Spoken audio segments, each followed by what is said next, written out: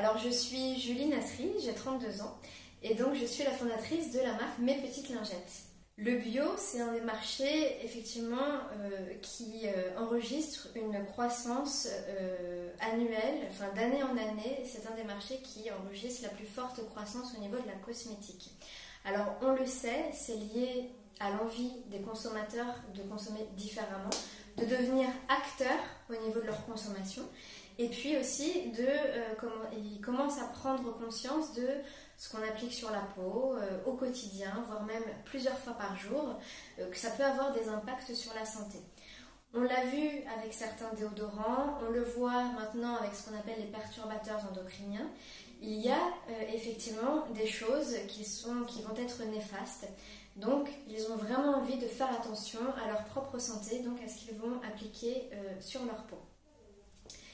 Alors, le bio, c'est un vaste sujet, c'est-à-dire qu'on peut trouver de tout et de n'importe quoi en naturel, en bio. On a également tout ce qui est greenwashing, on en entend parler de plus en plus. Alors le greenwashing, c'est quoi?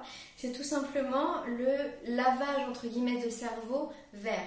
Donc on va vous mettre des logos verts, on va vous mettre un petit animal, on va vous mettre à l'extrait de plantes, on va vous mettre une belle image de plante, alors que quand vous regardez dans votre liste de produits, vous devez avoir peut-être même pas 0,01% de cet extrait de plante. Donc tout ceci, c'est réglementé par des labels. Il y a le label vraiment Cosmebio qui va être un des labels les plus cadrés, on va dire, sur le sujet du bio, mais vous en avez d'autres. Sur vraiment un produit cosmétique bio, on a une réglementation qui nous dit qu'on n'a pas le droit d'avoir moins de 95% d'ingrédients d'origine naturelle issus de l'agriculture biologique.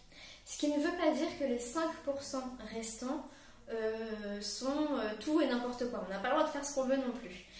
Par exemple, vous n'avez pas le droit d'avoir, une marque cosmétique bio n'a pas le droit d'utiliser tout ce qui va être dérivé des hydrocarbures. Donc tout ce qui va être huile minérale, on n'a pas le droit de les utiliser. Les silicones également, on n'a pas le droit de les utiliser. Et en règle générale, tout ce qui va être perturbateur endocrinien, donc nanoparticules, tout ce qui va être ETA, pareil, pas le droit d'utiliser. Les parabènes, bon, ça je n'en parle même pas parce qu'on n'a plus le droit de les utiliser. Mais il y a pas mal de conservateurs également qui sont proscrits.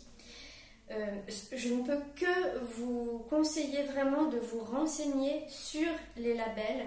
Comme ça, vous pouvez vraiment répondre à votre clientèle quand elle vous demande « mais est-ce que ça c'est naturel ?» Parce que parfois on peut avoir des questions « oui mais moi c'est sans savon, sans phénoxyéthanol et sans parabènes ». Très bien, sauf que phénoxyéthanol et parabènes, on n'a plus le droit de les utiliser en cosmétique. Donc ce n'est pas un argument concret. C'est du marketing. Et là, on peut parler de greenwashing. Donc, ce qui est important dans la listing key, vous savez, donc la liste des ingrédients que vous avez dans votre produit cosmétique, ce sont en général les 5 premiers ingrédients, parce que c'est ce qui compose au maximum votre formule. Plus ces ingrédients sont intéressants, type des huiles végétales, pures, première pression à froid, des eaux florales, des extraits de plantes, etc. Plus votre produit va être actif et va pouvoir travailler avec la peau qui, ne l'oublions pas, vit et interagit avec ce qu'on va appliquer au quotidien.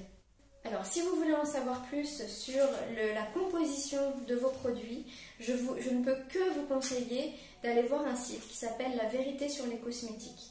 Sur ce site, vous avez tous les produits, un maximum de produits référencés avec la liste des ingrédients, l'origine des ingrédients et si cet ingrédient est plutôt bon ou plutôt moins bon pour votre peau.